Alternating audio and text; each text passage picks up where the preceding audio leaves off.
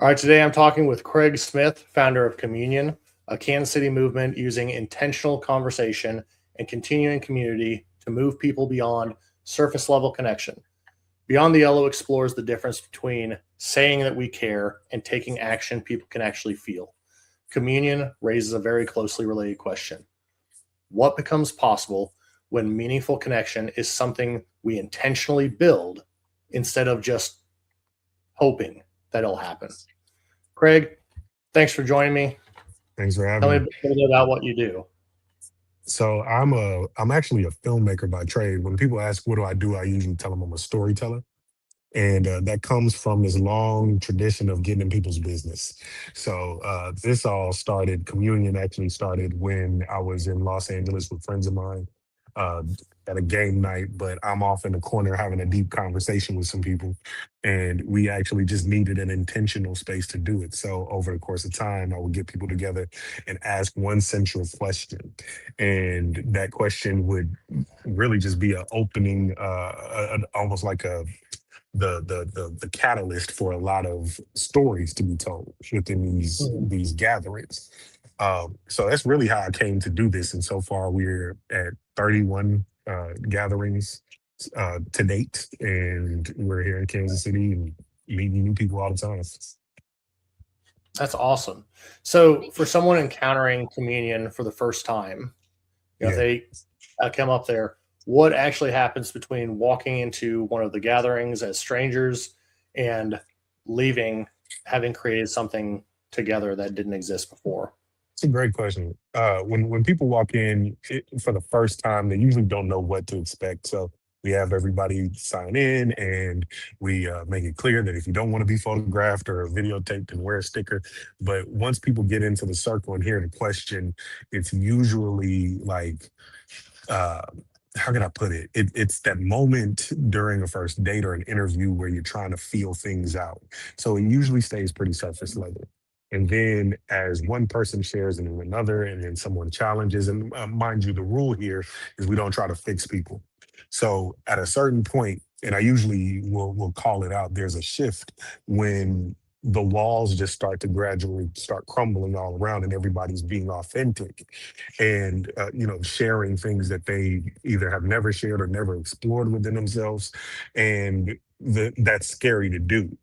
So the Mm, connection piece comes right there, because when you say the scary thing, you are, it's scary because you believe you're on an island that nobody is going to understand, or you're going to embarrass yourself, or you're going to be ostracized or put out in some sort of way, which is what we are always trying to mitigate when it comes to community. We're always looking to still be included in the group. This is why people conform so much, right? And so yeah. during the gathering, what happens is they share the scary thing, and instead of getting ostracized 100 times out of 100, somebody says, "You know what? I actually experienced life the same way. I actually went through that exact same thing, or from my perspective, that looked like this for me." And so, as conversations tend to do, they're tempted to run long. So once we end the actual recorded conversation, people stick around sometimes for 1, 2 hours and just talk to each other and share numbers, and end up making friends right there on the spot. But it's not that type of here's my business card, give me a call connection. It's we both grew up with very terrible mothers. Let's talk about that. It's oh, Mhm. your car broke down. Let me, and these are real examples of things that have happened. Is my car broke down and I don't know what I'm going to do because I don't have any money, and somebody saying, "Hey, I'm actually going to be out of town for the next 2 weeks and I need somebody to take my car." Right? Like, this is Right. the Yeah. type of, this is community building, right? So And so real, real examples, real situations. exactly, exactly. Yeah. Yeah, and it's always heartwarming to be in the midst of that, but to actually see the impact of, like, so the uh, Surgeon General came out with a report a few years ago about the epidemic of loneliness, and they said that the health effects, the health detriment, is Yeah. akin to smoking 15 cigarettes a day. And this, and that's the effect of loneliness and isolation. Now, isolation doesn't mean that you're not around uh people because you want to be by yourself. I enjoy my own company too. But if I don't have social connections that are meaningful in my life, that has very real health effects on you in many different ways, right? So to see the effect of these conversations and these connections during these gatherings turn into actual life change for people, even if it's small, it makes all the difference in the world. I like that you hit so many. Oh man, like try trying to think what to follow up on here. So So many big points there. I love it talking about the like performing and the health things. Like it's not because yeah, like I think we all understand that we're feeling disconnected and loneliness is mhm, becoming real. yeah, And for everyone, for adults, even kids, um, it's crazy. And we can't.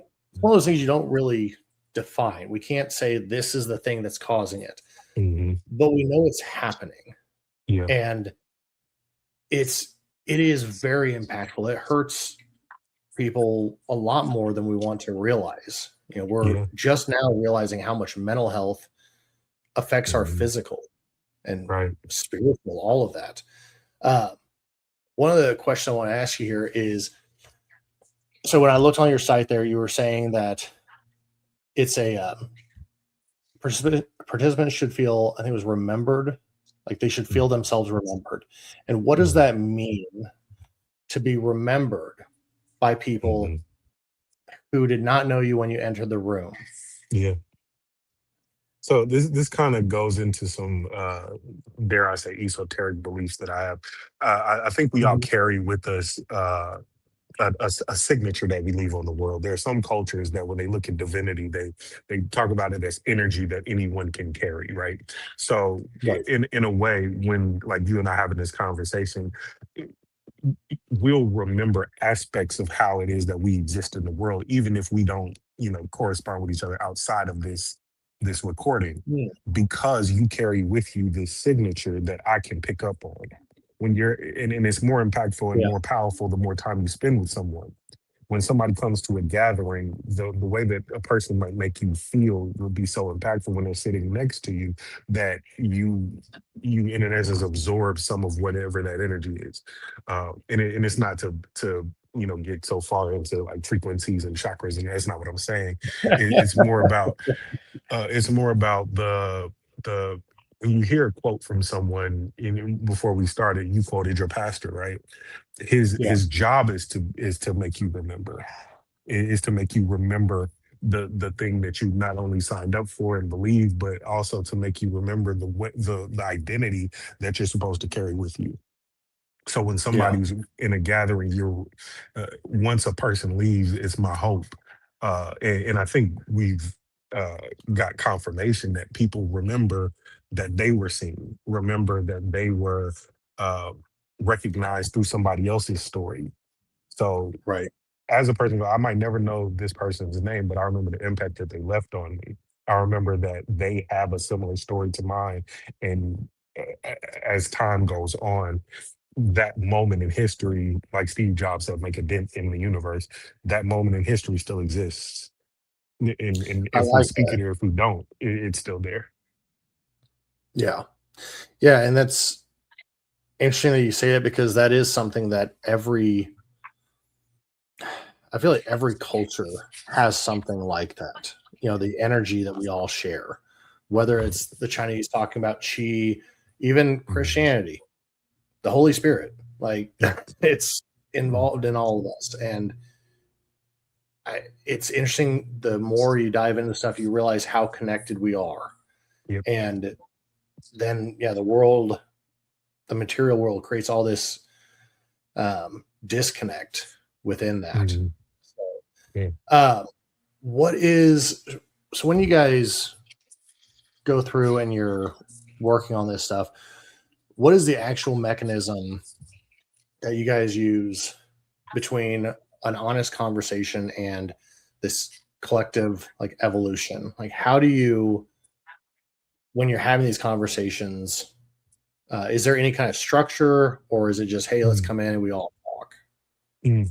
So the way that the format that I use is proprietary. I'm just kidding. No, with like I said before, I asked a question. So last week the question was, what made you walk away?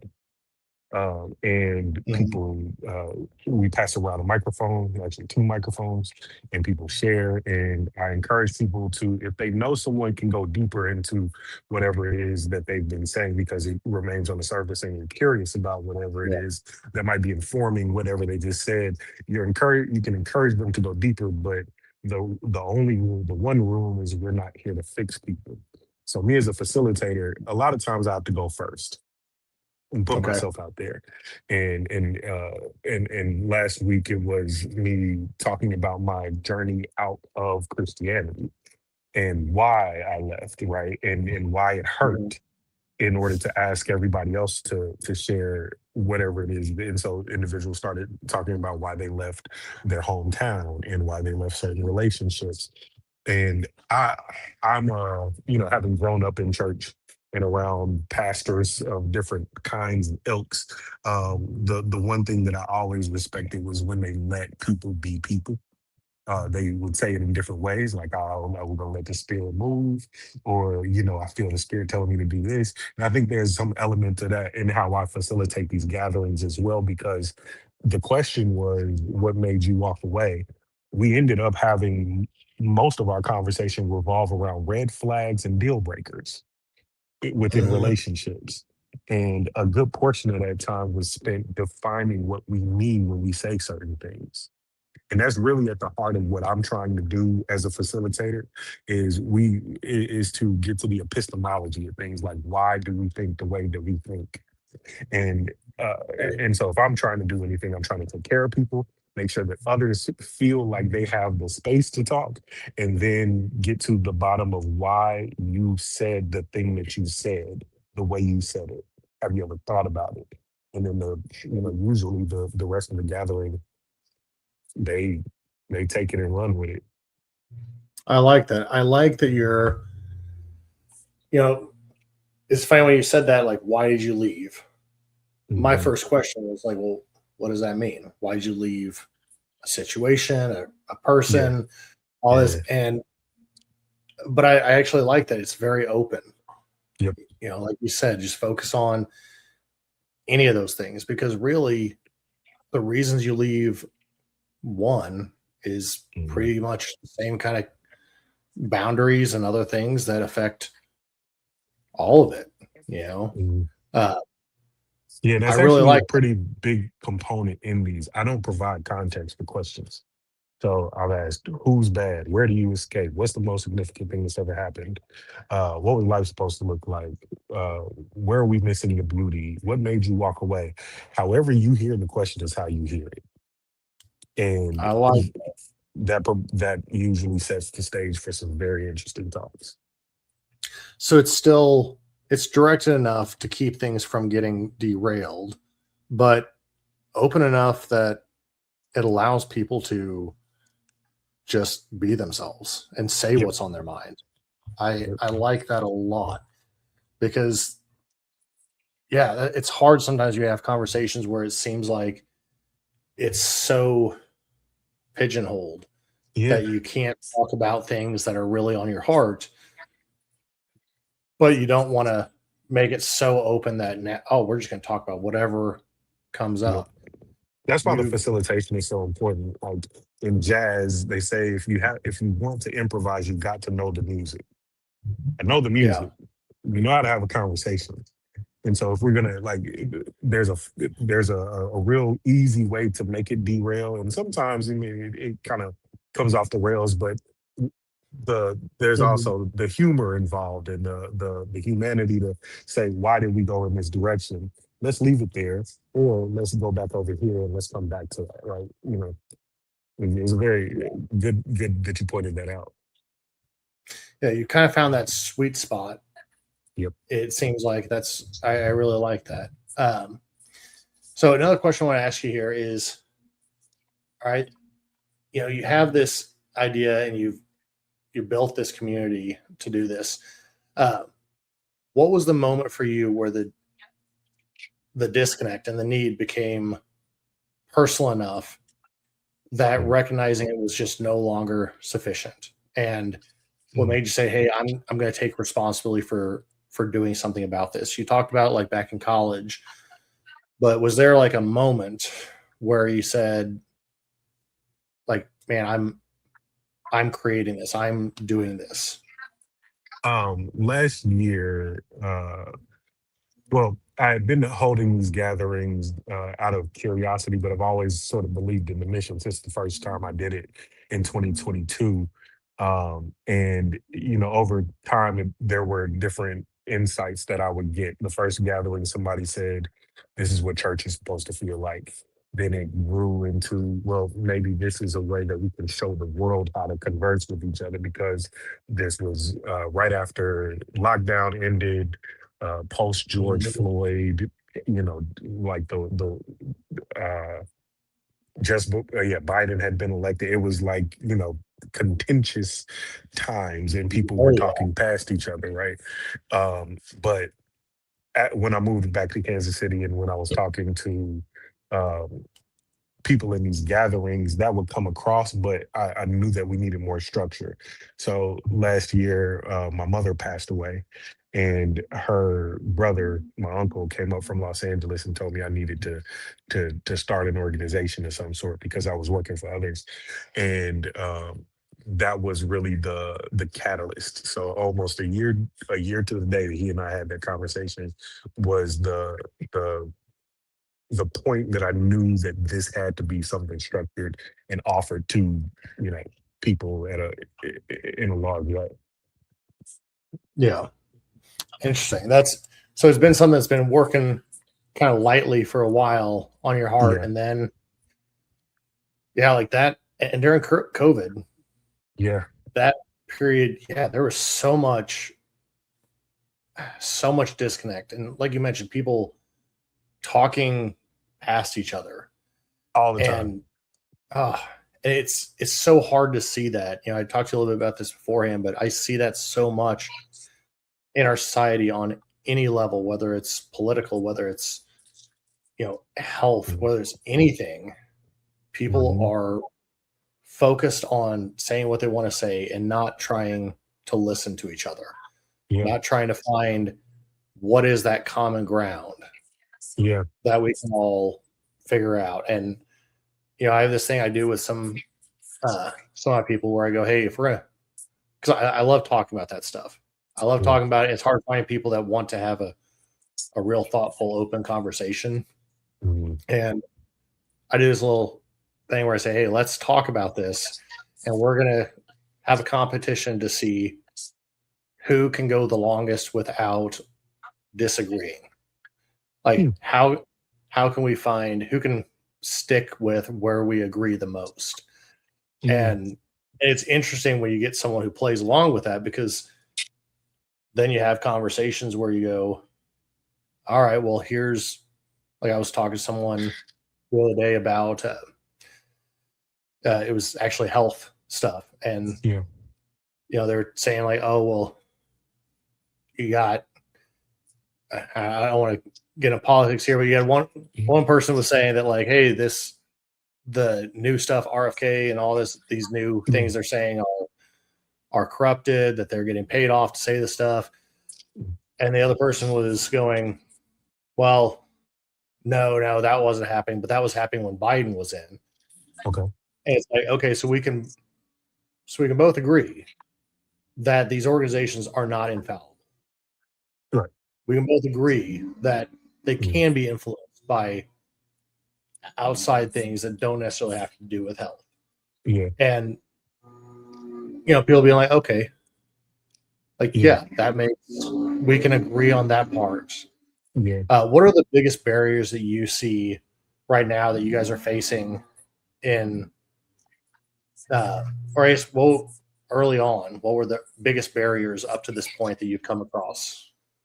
Well, I want to go back for a second because you bring Yeah. up an interesting point when, just using that example, this, you know, this head of a department in the federal government did this thing, and two people are coming at it from two different sides, informed by whatever it is that they've been feeding themselves, right? I don't want to say what is happening there, like with the federal government, doesn't matter. But the question that I always have is, why are we having this conversation, right? Like, if I'm talking to you about what RFK is doing, and we vehemently disagree about the motives and the intentions behind what this person is doing, whether we agree or disagree, why are our emotions about each other so tied up in what somebody else does? And that's not to say that it shouldn't be, it's to be investigated, right? So Right. in an example like that, this is why this space, I feel like, means so much to me, and what it could do in the future is it takes that thing, let's say it's about, what was our topic, vaccination, right? uh, Yeah. at both ends of this political divide, when it comes to vaccinations, we both want the same thing. We want our kids to be healthy. Yes. If we operate in a world that sees, one side is trying to kill, or maim, or infect your kid with autism, and the other side is trying to kill everybody, then we won't get to any common ground when we have conversations. There is a point at which people disagree and we can't move forward together, but more often than not, we're not at that point, and then things are Right. salvageable, but we don't have the base layer of, like I said before, epistemological understanding of why we're even talking about a thing, right? Right. So I just wanted to say that because I find Yeah. political discourse especially interesting, and I think that many people who engage in it as a hobby. It's not Yeah. really, it's not really getting to any of the deeper connection building and whatnot that would solve a lot of those divisions. It's actually to participate, because voting Yeah. only happens so often. But I can get on TikTok, I can get on Facebook, and we can argue right now. And no matter what side of the aisle you're on, if I can look like the hero because my virtuous struggle is being audience within this comment section, then I feel good about my participation, and I don't need Yeah. to change it. I don't need to change how And I feel that's about it or anything. exactly the thing. It's the virtue signaling. It's people Yeah. that they want to get out and talk about these Well, I things and think say it's it. deeper than And that, I Lou. think they focus on the bigger problems. I was listening to Jordan Peterson a while back talking Mm, about the reason people focus on these big problems is because it's inherently unsolvable, nothing that we can do yeah. about it. Whereas if we talk about the things that we can actually do something about, that we can Mhm, actually, like, if I'm talking about here in my own town that, man, there's a lot of trash down on whatever street. mhm, Well, the question could come up, why am I not doing anything about it? Why am I mhm, not taking action? Why am I not doing that? But if we yeah, focus on these big things that I have no responsibility on, mhm, then it's a safe space to do that. And like yeah, you said, you can get on and just say all this stuff. yeah, And my thing is when I hear people talk about this stuff, I see it and go like, hey, can we focus on how we communicate about these things? Because whether it's something big or even mhm, something personal, like just having a conversation with your family. How many times do we have conversations with someone close to us? yeah, And like you mentioned, you got one person who's trying to maybe figure things out, trying to connect, and another person has the motive that, like, I want to win. Or, yeah, Craig, I don't feel like I think that you're coming at this from a nefarious place. You're yeah, coming at this with a different view. And you're sitting there like, no, we could be having two separate conversations mhm, because we yeah, see each other differently. Then mhm. when we do that, it's hard to, like you said, you're never going to come together. And we You're see never going everything differently at that point. It's to, it's yeah, it's it's it's deep, because it's like, it's it's a fundamental, like, disruption in how two entities see reality itself.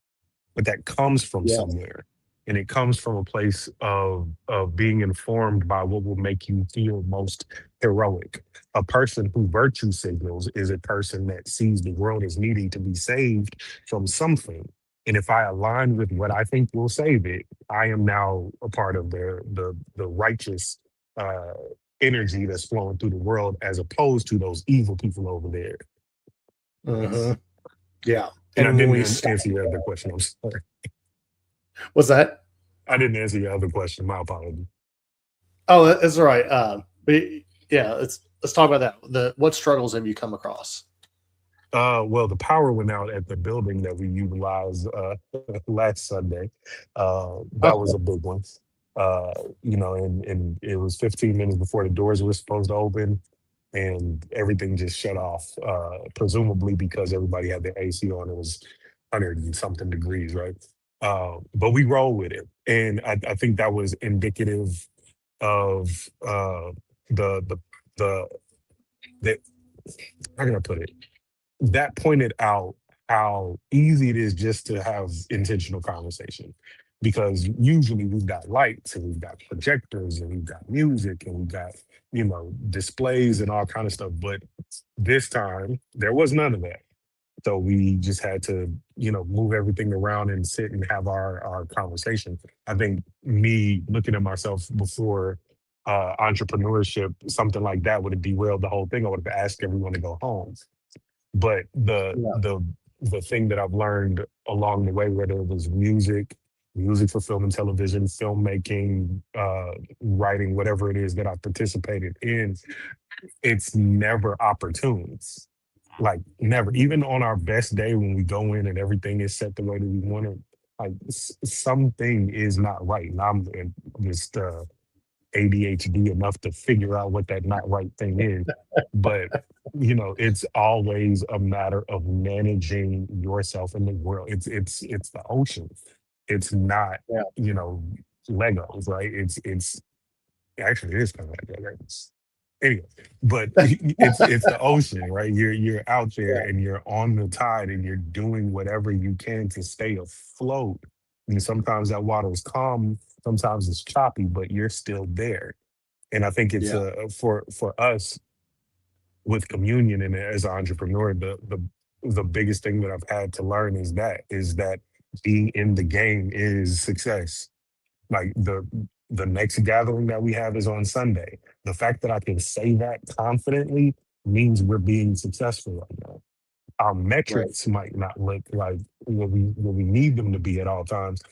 However, oxygen is free, and the fact that Mhm. we keep breathing and keep doing this thing and keep using that oxygen to communicate is the point of all of this. I like that. I like the what you're talking about there because it hits so many parts of entrepreneurship. You know, we often find times that, It's ghetto. It's really ghetto. yeah. Well, you find times where you got people that are in there that they've got an idea, they've got something they want to do, but they're waiting Yeah. for everything to be just right. Yep. They're trying to figure out, okay, like what do we Good. all these things need to be done before I act. Yeah. And that's not how it works. Like you Yeah. said, Just right is a decision. we're on the ocean. You go out there, hey, this is what we're going to Hmm. do today, and whatever the waves are, we're going to handle it. We're going to deal with it. Yeah. Yeah. Because a lot of people get so focused on if it's not just right, then they Hmm. never do anything. And Yeah. it was interesting. I was talking to my kids about this the other day about being like one of my kids was like, yeah, I'm just a perfectionist, and it was on something that he was supposed to be doing. He knew he was supposed to be doing it, wasn't doing it. He's like, well, Mm. I'm just being a perfectionist. Like, no, you're not. No, you're not. If you wanted to be perfect, like Yeah. you would have gone through and looked for all the things you needed to do, Yeah. but You you would have haven't done been it doing three any of it. times. Right. Like Yeah. saying you're a perfectionist sounds better than I just being lazy, Yeah. but it's it's I don't know, it's just so much easier. And we all overcomplicate. I found myself doing it so many times where there's stuff I should be doing Yeah. and I don't, trying to like this beyond the yellow. I have wanted to do something like this for so long, but like, oh, I don't know Yeah. how exactly do that. Like, just do it. What do you think You know? changed for you? Like, I always boil everything down to stories. Like, there's a story that you tell yourself. Mhm. So for your kid, it's I'm a perfectionist. what was your story before Beyond the Yellow, and then what was your story that made you actually get to it? That actually got us to like starting all this Yes. and going. So I see problems and I like to fix things. I see the Hmm. world as like systems. When we realized there's this big gap in veteran care, Hmm. specifically mental health care, we we started looking for the problems or looking for the solutions. We figured out we could be a solution to that. Mm. And one of the things I found really interesting was as we started it, there was this immense amount of verbal support from Hmm. everyone in the world. Oh man, that is great. That's Right. fantastic. You, this is so needed. You guys should be absolutely doing that. But then when it comes to like, um, we've got points where we've got vets that the VA is not going to cover stuff right away, and we're trying to bridge that gap and be like, hey, can we Yeah. get people to donate to cover care? We don't take any of it. It goes 100% to the therapists. Wow. And people are like, man, like that is awesome. That is so great. Yes. So neat. And it's like, all right, well, Got a check. there's a link to, and you see people go like, like, Yeah. nah, no, they just go quiet. And it's this whole thing where you see that, man, like your words aren't lining up Mm. with with your actions. The consistency there, the cognitive Yeah. consistency is not present. And we see that so much in social issues and everything where people are like, it's like, hey, I'm going to change my Facebook logo to have a Yeah. banner Yeah. on it. And I support this. And, it comes down to, I was talking about my old pastor at church where he had said, you come into church, what does it matter if you're not going out and doing something with that? If you stopped coming here, Mm. then would anyone know? Yeah. If that's not the Yeah. case, if no one would know, then you're not doing this because you believe in this. You're doing this to feel good. Yeah. And that's where I think so much of society is. And like I've seen that kind of going up throughout my life. Really saw it when we started ValorWell, but then with kids, raising them, Mm. man, I see it so much where the things that they say is important. And one of the things we ran into was realizing I couldn't care about these things more than my kids. They would Mm. say, yeah, I want to be, you know, really like, hey, I want to lose a bunch of weight. I want to get in shape. Yeah. Like, all right, well, are What does you that going look to like? eat better? Yeah. Are you going to do this stuff? Or are you going to work out? And then they wouldn't work out. I get onto them like, man, why aren't you doing this? Why aren't you doing that? Yeah. And I had to step back and realize it's because you don't really care. And that's Mm. okay.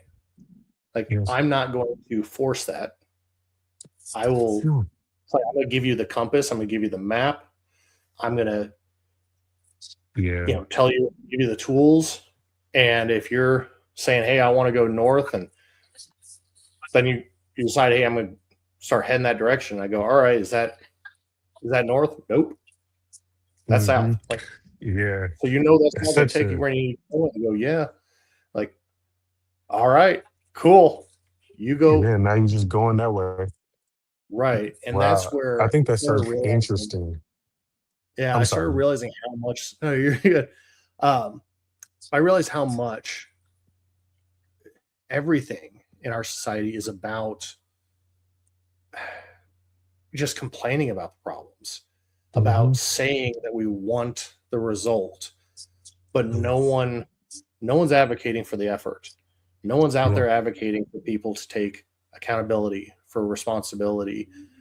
Um, we want us to have the results without any of the work to get there, Mm. and that is, I think, a fundamental shift that we need to change. And that's why I'm trying to find Mm. these, Mm.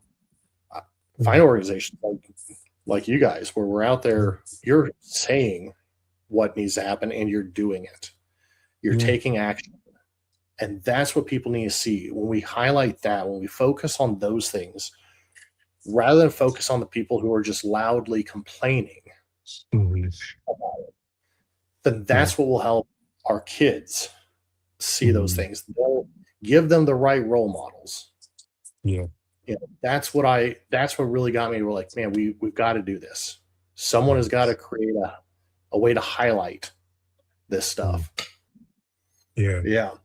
That's interesting. I think that people fall into a few different categories when it comes to that dissonance of like knowing what changes need to happen or knowing what could exist and not doing something, right. Like there are the people that complain about it and never do it. There are the people that do it and never complain, the people that do it and complain very loudly as well, and then the Right. people that are that don't see it, right, but get Mhm. caught up in whatever the cultural conversation is. And I can't stop thinking about those people who are I guess beaten down by disappointment and exhausted, right. Like Yeah. our world has shown us, for decades and decades, that it has shown a lot of people that you can only do so much, right. Right. And it stops and stifles people because at every turn there's a roadblock, right. And as somebody who's crazy, uh, it's easier for me to have that to take those risks because since I was a kid, I knew that I wasn't supposed to go to an office. I knew I was supposed to do something else, right? And so I Yeah. don't know where that comes from. I was indoctrinated by something, but that exists within me. And I'm thinking about that mom that had to go get another job to cover the bills because stuff is more expensive now. Like I'm thinking about the guy who went to school to go get a degree in this thing and he hates it, Yeah. and they know that something else should exist in the world. What happens to the psyche when they're also just still beat down and confined, right?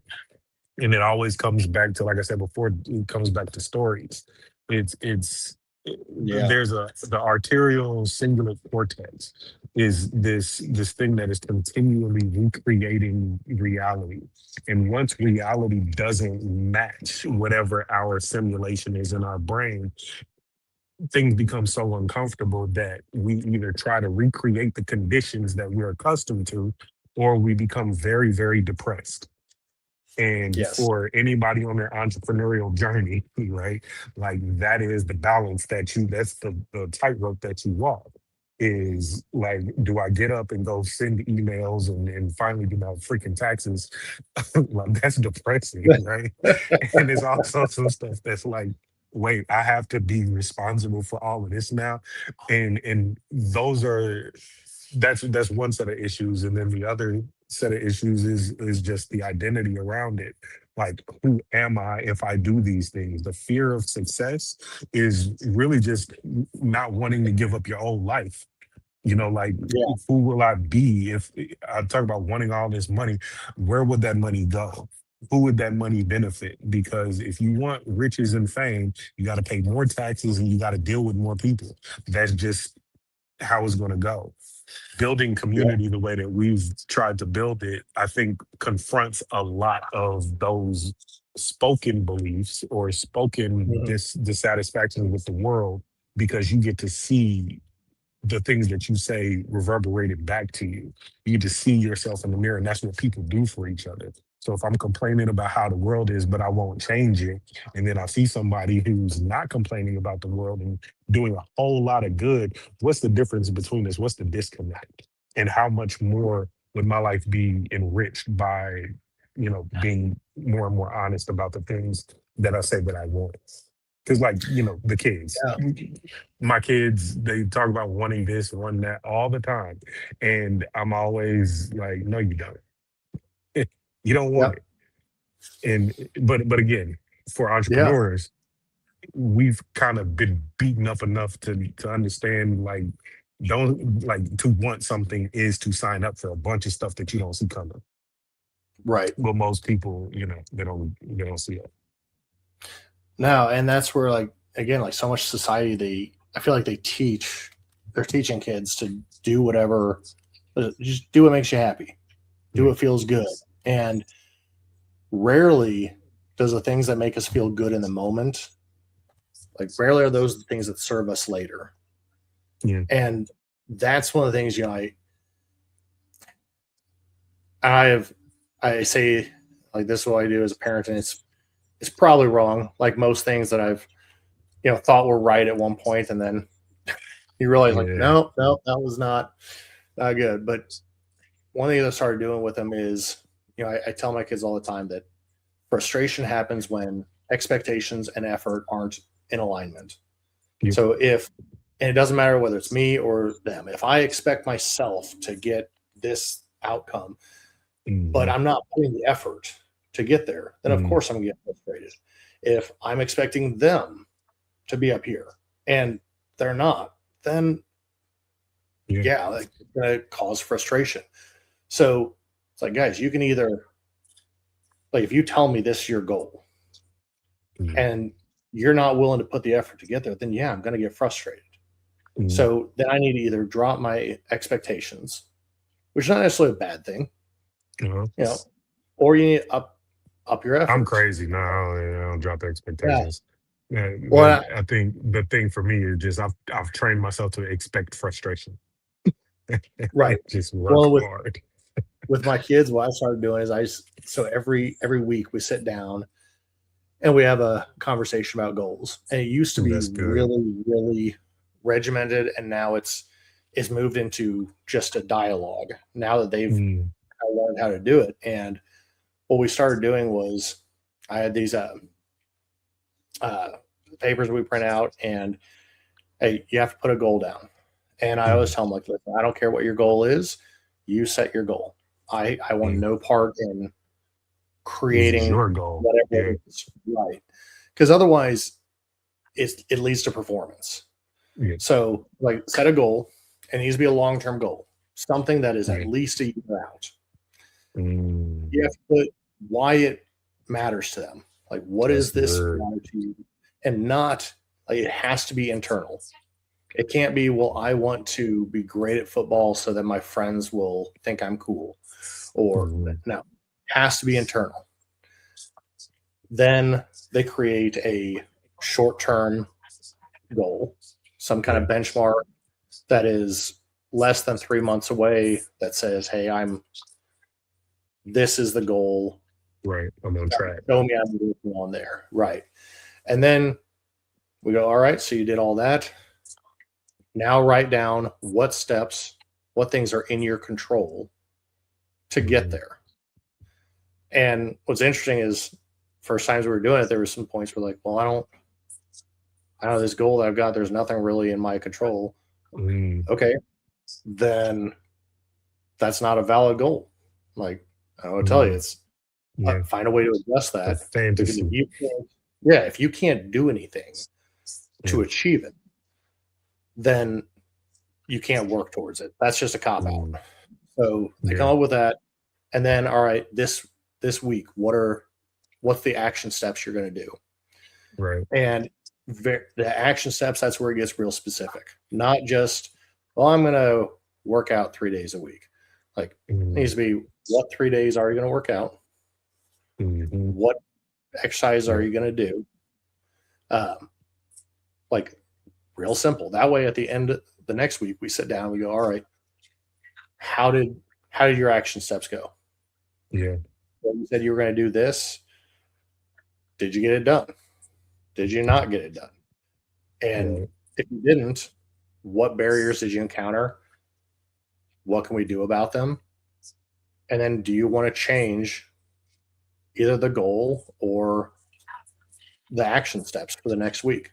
Yeah, Like, that's I don't care good. what you guys do. You decide this. Yeah, I'm If stealing that. you don't, yeah. I was like, hey, if you don't do it, like if you say this is my goal and you don't do it, Mm, I'm not even gonna. And even if they go, yeah, I didn't finish. I didn't really do it. And for the last 4 weeks, I haven't done any of it. But I'm gonna keep trying the same thing. Like, okay, sounds mm, good. Yeah. I'm not going to put any effort into that. I'm not going to believe that it actually matters. But Mhm. that's the part I can control, is how I see them. I can do Mhm. that.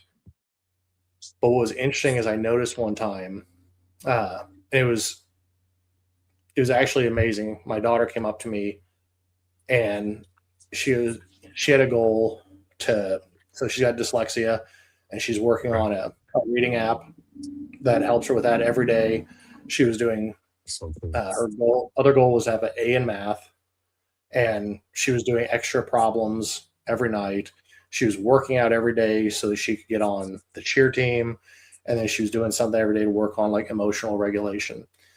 Yeah. And she came up to me one day. She goes, "Dad, I feel like I've been working on this and I haven't been able to do the math stuff for the past couple weeks. I kept adjusting how I was doing it. I went from doing the morning to doing it at night, and Mhm. it's just not working." She was, "I don't think it's really that important to me. And I Mm. think I want to touch my goal. Like, I still want to do good math and I'm doing better, Yeah. but I don't think I need to have an A in that. Because if I focus on that, I feel like I'm worried that I'm going to fall on everything else." Really insightful. And yeah, so she said, she goes, "Is it okay if I drop my goal on that?" I was like, "Holy crap, that's amazing." Yeah. I was like, "This is And the like we were greatest saying compliment." before, like you're teaching them how to think. Yeah, Yeah. because it's like that's something, as like, man, as an adult, you're going to have to figure this out, that you Yeah. can't do everything you want to do. Yeah. You have to prioritize. And for her to like come up with that and think that was Yeah. was so amazing. And that was, just basically trying to teach these kids that, like, hey, if there's something you want, you've got to work for it. And Hmm. you can say all day that this is important, but if you're not going to put the work in, Yeah. then maybe it's not that important. Or maybe you're going at it for the wrong reason. Like, maybe you're trying to work out because you want to lose weight Yeah. just to look better for people. Or maybe it's, hey, I'm going to change my why. Like, I want to work out so that I can have more energy to play with my kids. Well, So I can and do. what your daughter said, I feel is so impactful because she noticed that this goal wasn't aligned with her desires, with her true desires, and that Right. alignment piece is something that creeps up on people usually a little too late. Because when I was making music as my vocation, or making music for film and TV in Hollywood, and before that, the mission was I wanted to be Jay-Z. I wanted to be, and Right. feel like I got the skills and abilities to do it. Of course, like that's catching lightning in a bottle, but I make a storm all day, right? Like I can do this thing, but I had to interrogate why I wanted to do it, and I realized that that was a goal that I created when I was 14 years old. And so here I am, a 30-year-old man with kids, and have gone through all the rigmarole of life, and divorce and paying taxes and everything in California. And I'm like, I don't want to do this. I Yeah. don't want, like, and I'm invested, right? Like my day is spent around this goal, to precision, right? And over time, it's become painfully obvious that the life I actually want to live doesn't look like what that goal would give me. And Yeah. so journaling, to be practical, I guess, for the audience, journaling, a fair amount of bouncing ideas off of people who are one step ahead of me, and Hmm. then looking at people who are one step or two steps behind me, and making myself a resource for those individuals helped me gain perspective. It wasn't enough to look at who was ahead of me, because those people were already established, and there wasn't much that they could offer me for the doubt. It took me Right. looking at the individuals who were still trying to figure out their journey to say, I've been there, and to see, like, am I still there in a lot of ways, in order to fill in those Hmm. gaps for myself. To achieve that alignment, it takes a good amount of honesty. And unless you are able to look at yourself and confront those dark and deep aspects of self, the person that you were getting at, like putting on the ego of somebody who just looks good instead of being that person. Like I know some really muscular dudes who look really tough. That to know Right. them is to know teddy bears. And I'm sure as a veteran, you know a lot of guys that served with you that were tough guys because they had to be, but it doesn't Mhm. align with their life goal, right? So how do Right. you create alignment with all of those things? And that's the 90%, 90 something percent of businesses fail, right? Mhm. It, but it's usually because 90% of those businesses shouldn't have been started. Not shouldn't have Right. been started like not should have been started like those people shouldn't have taken a leap. Like I think everybody who wants to take a leap should jump. But when it comes to the success of those businesses, defining success is the most crucial component. So Yes. Yes. That's very, very deep. And it's interesting because it's not something that I think most people would understand until getting into entrepreneurship yeah, is how do you define what success is? Because a lot of yeah, times we have the idea and go, well, this is what I want to do. And if I make money, yes. that's success. And it's got to be something deeper. It's I mean, got to or it be, can be to make money. I don't think that yeah, the making money part is the problem. Because if the making money is for, if the making money is because that will provide this thing. And I guess that's what you're saying. Like yeah, if it's a resource to get to a means to an end, then that is crucial and needs to happen. If God put that idea, I right. tell people on my team all the time, if you come to me with an idea, I'm gonna assume it's because you want to do it. Don't make me Mhm. do it. Like it's aligned with your thinking and your conviction and all of those things. So yeah, so Yeah. whatever is on your heart, I think start there. Like a buddy of mine, he kind of acts as my pro bono business and life coach. He was saying we don't do business to make money; we make money to continue doing business. Yeah. And that reframe changed how I saw everything because now I'm not so worried about the check. I'm worried about like my name being on something, you Hmm. know, and that means a whole lot more to me than this $8,000 that you're trying to get. So, Right. Well, I think it was Jim Carrey one time that said, the money, the way we make, or the money we make is secondary to how we make it. mm, And I think for me, that's a valuable thing because I've seen so many people that have started businesses like, yeah, I'm here to I want to make money. And like, mhm, yeah, that's what we all want to do. No one's, unless you're already independently wealthy, you're not going out yeah, there spending your time doing stuff where you're not making some money. But the focus should be on, like, if your focus is, hey, I'm just here to make money, that's going to be a shallow thing that's not going to get you where you want to go. It's not going to carry you long term because and there are everyone's better trying to make ways to make money than entrepreneurship, or right. easier So even if ways. it's yeah, like even if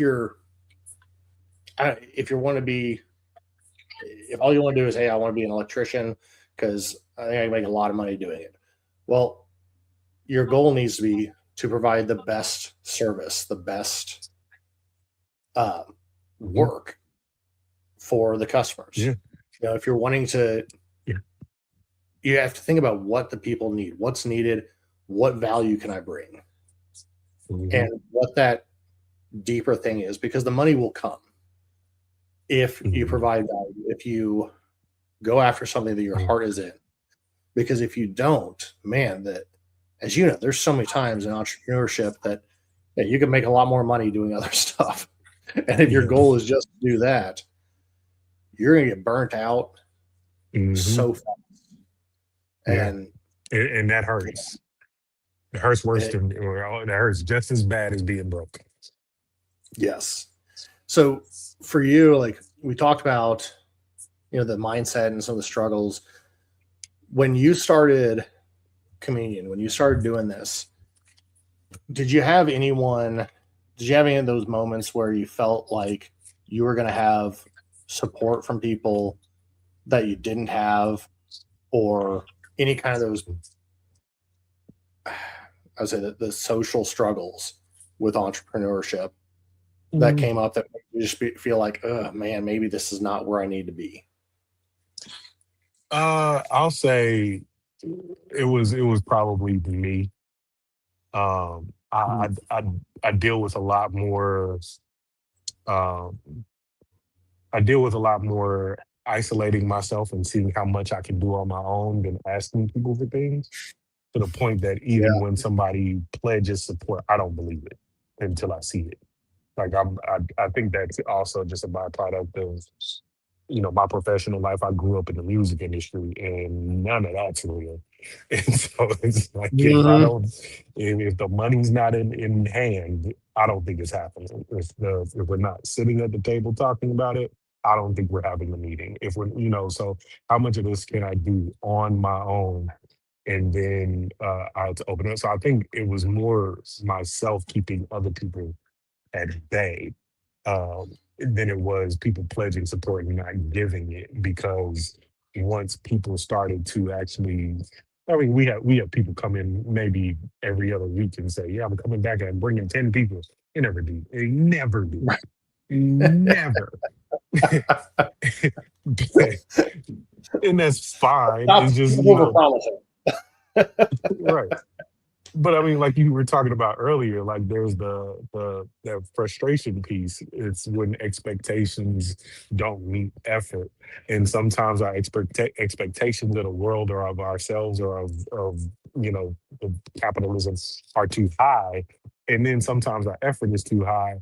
But there's this component of it that is like just uh sober and intentional empathy for the world. Like, I don't need you to bring 10 people if you aren't gonna bring it. I don't need you to say it. It does like I'm so gratified just by people showing up solo.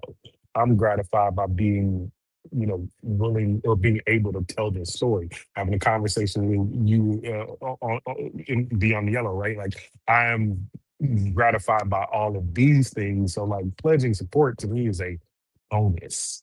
Like, people have always been willing to talk about how much they want to be there, but unless you're there, I don't need you to say it. Yeah, I love you the same.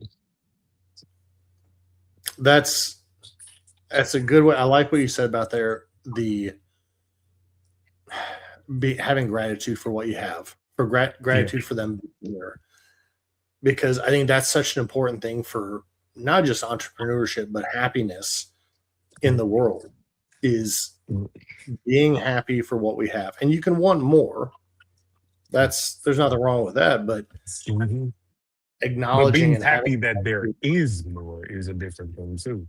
Even if it's not yours, even if you don't get to experience it, just knowing that you exist in a universe that is beyond your grasp should bring a fair amount of gratitude, because that means your experience is the point of you being here. And the quality yes, of your experience depends on the amount of intention that you put into it. Some people can just passively live a good life and everything is given to them and they don't think about anything. But is that your life? And if not, then right. what steps can you take to be an intentional causal agent in the universe for whatever mean? Like, people do incredibly bad things in this world on purpose because it makes Mhm. them happy. Give yourself permission to do the good thing. Give yourself permission to do everything that's in your heart. Because if you don't, and you look back on your life, like, what did I do with my time? That's only going to be, your thing to reckon with, and that's very painful. You know, Yeah, that's I really like. I love.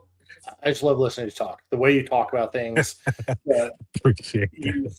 you speak about these things in a very different way that you don't normally hear people talk about stuff, Mm, um, and it's refreshing. It really I is, appreciate that. because like I said, you can be passively going through, but is that your life? Like, Hmm. is that the life that you want, that you would choose? Yeah. And our actions make so much, like, show who we are Mm. and what we want. And so often we do live passively, and Mhm. that's another thing that, I talk about my kids stuff a lot, because that's for me one of the most meaningful things. But I see them, it's hard watching them go from when they're young, because there's a point where they are just living passively. They're just Mm. bebopping through the world having fun, and Right. they, they're not worried about down the road, and they shouldn't be. And then Mhm. there's a point where, man, their decisions start mattering. They Yeah. You see them going through school, like, oh yeah, you can have whatever grades, it doesn't matter, whatever. But Mhm. then all of a sudden, boom, you The get to ninth grade. consequence. Now your grades matter. They're going to follow you, and they're going to Bro, determine what opportunities you have in life. and It's who like you're you're going to, around. yes, yes. And that's another thing, that, like, teaching them, like, who you're around is important, and to be careful with that. Oh, I'm saying And your effort determines who you're around as well. right. Well, yeah, it determines who you're around. And Mhm. because how much you're working, what you're doing, you're going to be around people like that. And who you're around is going to then continue to influence your behavior, because you're going to act like those people you're around. And it's so hard to look at your kids and be like, hey, at what point are we going from, nothing really matters, just exist and have fun, Mm. to things do matter. And that transition, man, it's tough. Yeah. Like, I've got three teenage kids, and I'm still trying to figure out, like, how do we how do we do that? How do we Yeah. go from, I need to be the one telling you what to do and directing you and just let you do whatever, to start going, like, well, now you're going to have to start making some of these decisions on your own. Yeah. You're going to have to start taking Well, you're responsibility. You're going to doing have it to already. You know, set, setting trying. setting 12-month goals and filling in the gaps is, I mean, I know we both probably know 60, 75-year-old people that don't do that. They Right. just live, so I think you're doing it right. Mhm. Yeah, it's doing what we can. Figure it's been one of those, a lot of mistakes, a lot of, trying to help them, and then figuring out we can't do it for them, and trying to help them build those skills. But it's just, yeah, it's interesting to see that. And even for then, you got adults that have never been taught that. And, Yeah. like, how do we adjust that thinking? How do we move them forward into that, like, how we can come together, how we can figure out how to be accountable and be Mhm. our true selves. And that's a hard thing. So, Yeah. um, we're a little close on time here. So I want to say, like, what would for communion, what is uh, your next frontier, your next, like, your biggest thing? Is it right now, hey, this is Yeah.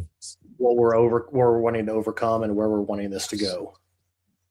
Well, right now we're at we have reached. I think we're ready to launch.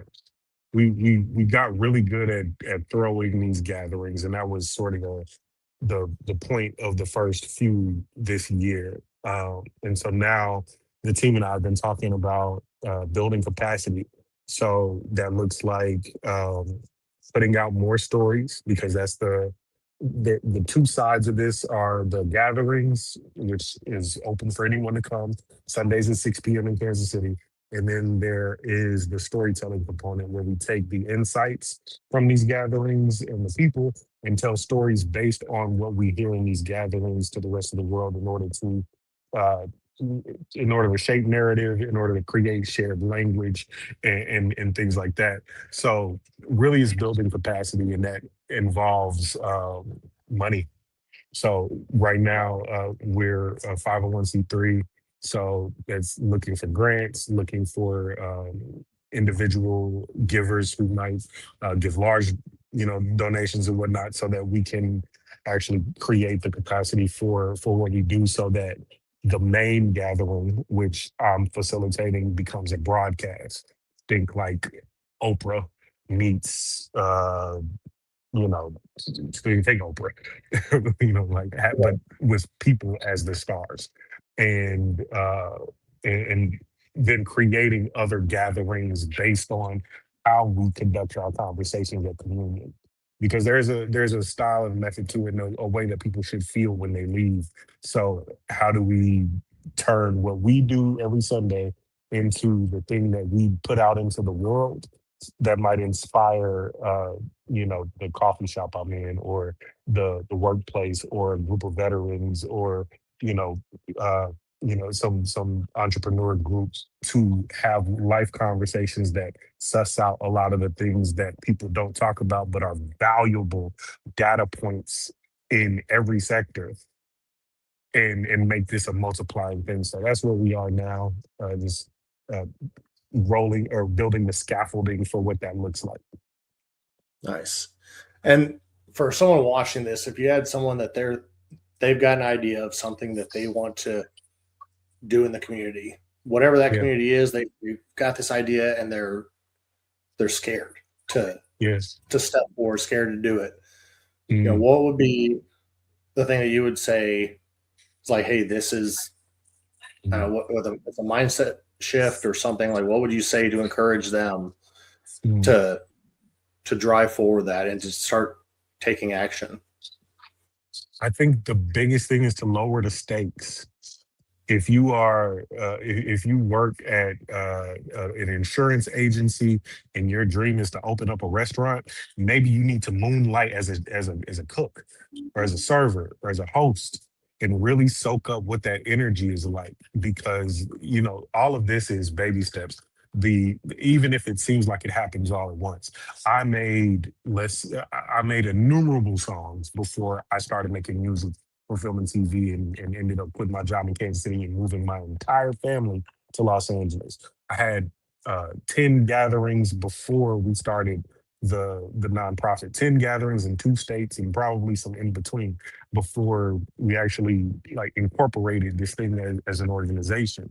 But it takes baby steps, Yeah. right? Like, at the same time, lowering the stakes. What can you do now? Like you were telling your kids, what are the measurable, time oriented, and specific things that you can do right now? And is that aligned with who you are? If you're scared, it means that it's something that you're interested in. That's the mind shift. Yeah. If you're scared, it means that it's something that has some weight in reality to you. Because if you're afraid of something, like, doing it means that you're going to be facing a new and uncertain reality. Is that new and uncertain reality something that might help you? And what what what would happen if you didn't do it? Right. You know. So lower the stakes. What would happen if you don't do that? I like that. I like that a lot because if you lower it, like don't make it so big. Focus on the Mhm. little things. I like that. All right. Well, Craig, that's gonna be the end of this here. I want to thank Sure. you so much for Always. being Thank you on for Beyond having me. Yellow and showing people, what it takes to take action over just awareness. Of So, course, man. Appreciate all you. right. I appreciate you, and we'll see you hopefully again some other time. Check in, see how you guys are growing. And for everyone else, we'll see you on the next episode.